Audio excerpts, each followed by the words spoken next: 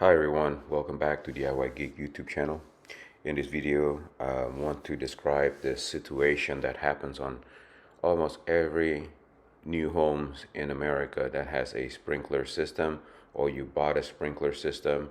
I think you should not buy a sprinkler system with your new home because your grass will eventually grow and all your short sprinklers will eventually be buried so deep that you need to get an extension. So here I'm showing you what it's about. This is a new sprinkler head. Is 6 inch tall in comparison to my old one here, which is only, I believe, is 4 inch tall, and the stem that comes out also is shorter.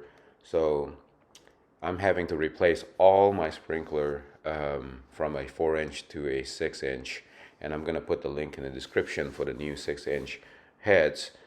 All of this, there's so many of them. I'm paying somebody to actually do this. Check out all these sprinkler heads right here. That is all plucked out of the ground. They're now useless. Anyways, just want to let you guys know, if you're buying a new house, probably do not want to buy it with the sprinkler system. Maybe install it later. It could be even cheaper.